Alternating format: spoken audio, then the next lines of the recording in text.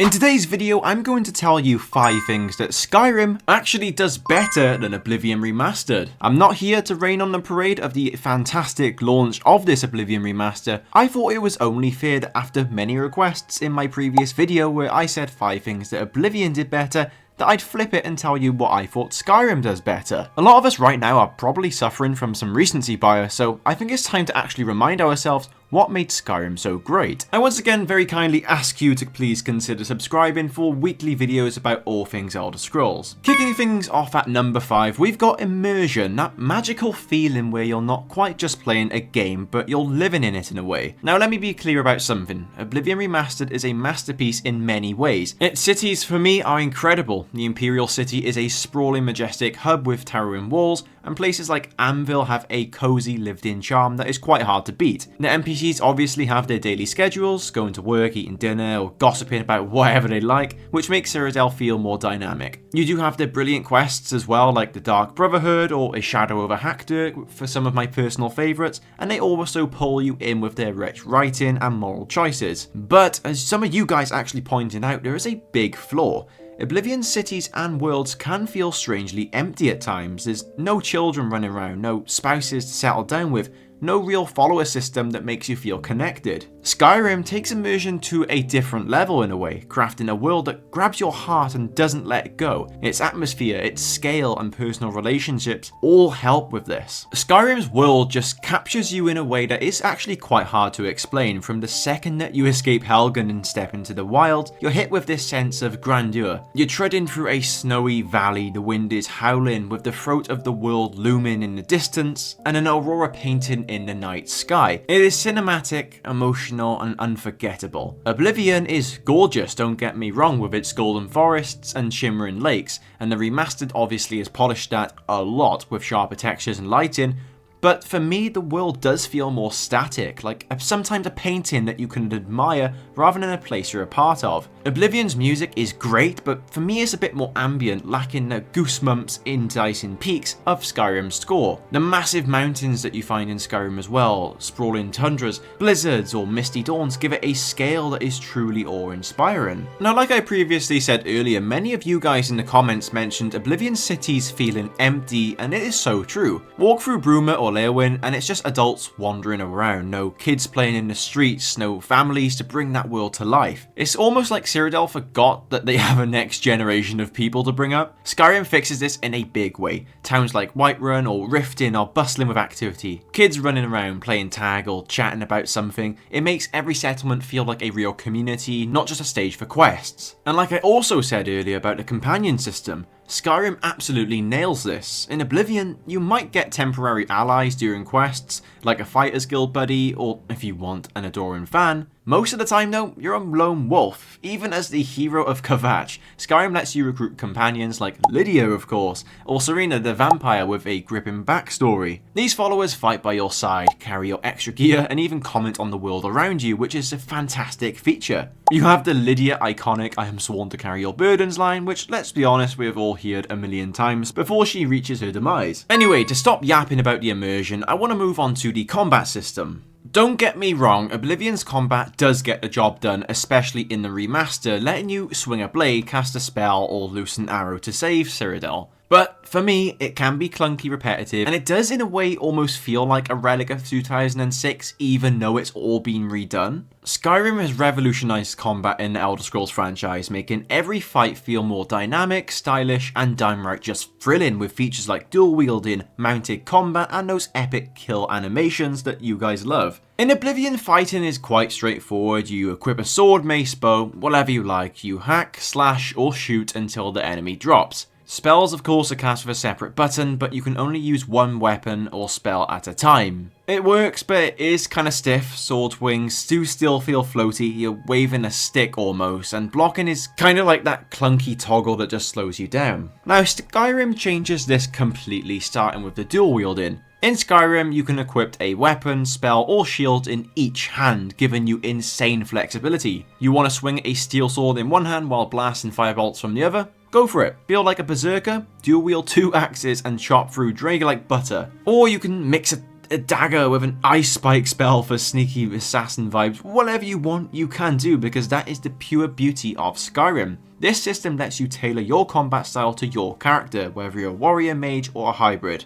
Now, Oblivion locks you into one spell and weapon at the same time, and it almost feels like you're stuck spamming the same attack until the enemy dies.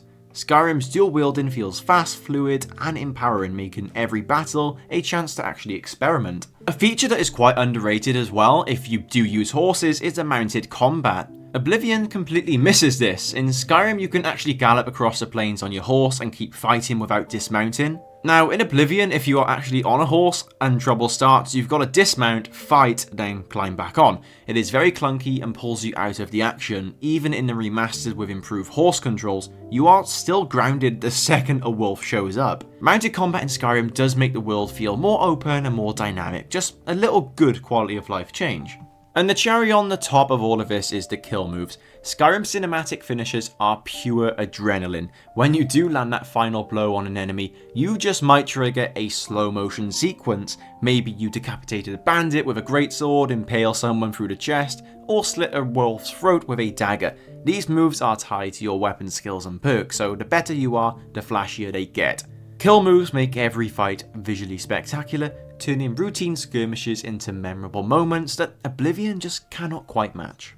Now, for my third point, I wanted to touch on the world leveling system, and this is where Skyrim does fix one of Oblivion Remaster's most frustrating immersion breaking flaws. Oblivion is a phenomenal game. As I previously said, the quests and cities are fantastic and the lore as always is top notch. But the leveling system is still ridiculous even in the remaster.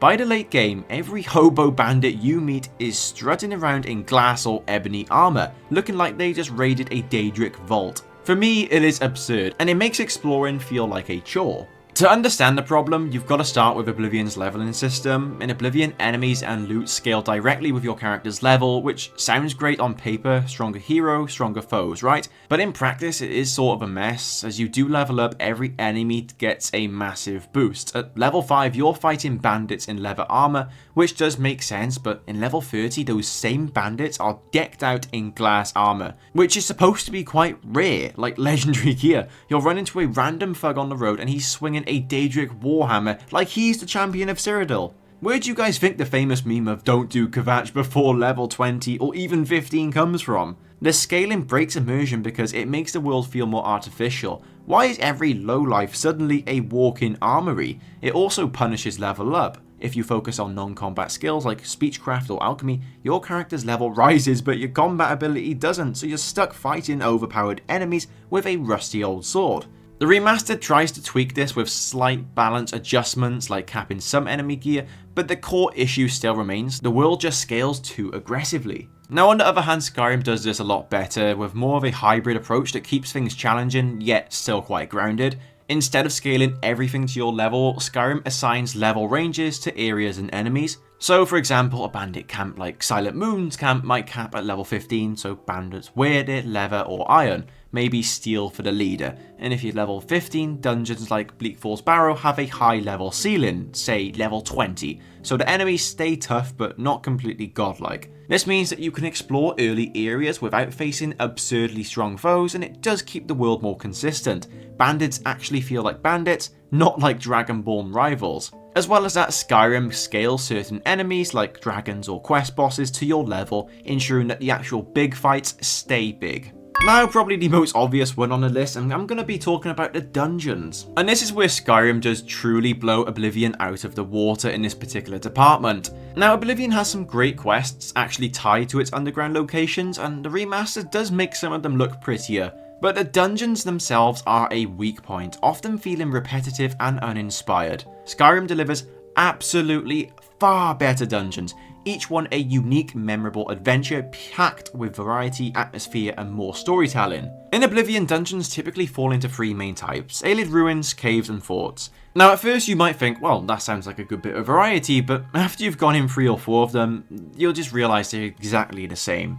very repetitive. On the other hand, Skyrim treats every dungeon like a handcrafted masterpiece, and that is why everyone calls them far better. It's not a hot take here. From the moment you step into a Skyrim dungeon, you know you're in for something special and something unique, like Bleak Falls Barrow, for example, one of the first dungeons that you encounter in the main quest. There's loads of cool stuff in there. There's creepy mummified warriors, there's swinging axes in the dark, you've got to solve a puzzle spinning thing, navigate spider-filled tunnels, and unlock a dragonclaw door, all while the eerie atmosphere and howling wind make your skin crawl. The dungeon tells a story through emotional environments and environmental details like ancient carvings or a bandit's journal about a failed expedition. Even something like Blackreach, a jaw-dropping underground city that is one of Skyrim's crown jewels. This massive Dwemer ruin is lit by glowing mushrooms and a mechanical sun, with Falmer skulkins in the shadow and a giant automation guarding mysterious artifacts. It's not a dungeon, it is a world within its own ecosystems and secrets. The big win here is how Skyrim's dungeons really integrate storytelling. Almost every dungeon has a narrative woven into its design.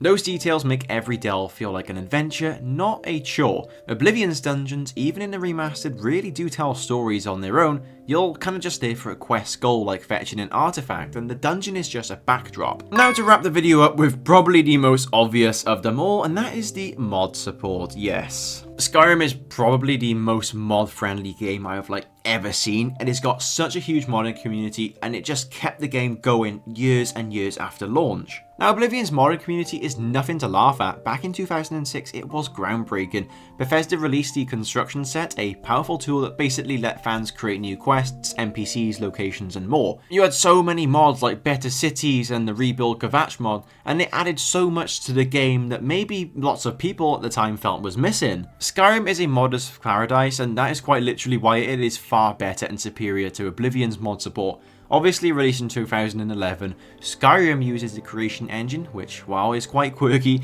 it is way more flexible than Oblivion's old tech. Modders can basically overhaul everything: graphics, combat, quests, even the entire game world. Now, the Skyrim Special Edition launched in 2016, and that bumped the game to 64-bit, making mods even more stable and letting creators push the limits without constant crashes. Platforms like the Nexus mod host over 100,000 Skyrim mods with millions and millions of downloads. What sets Skyrim apart is accessibility. Installing the mods is an absolute breeze, with managers like Vortex or Mod Organizer 2, which handle load orders and conflicts for you. No need to dig through forums for hours like with Oblivion.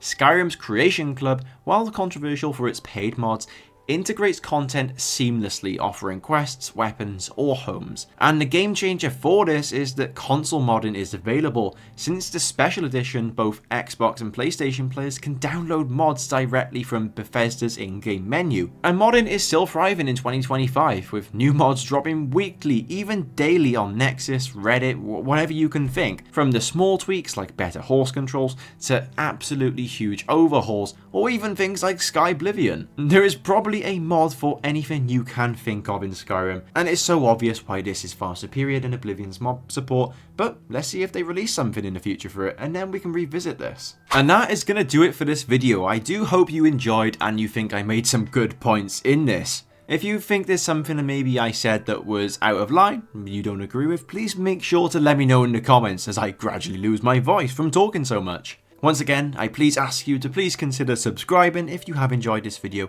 and want to see more just like this. But that is all for now. Thank you very much and have a great rest of your day.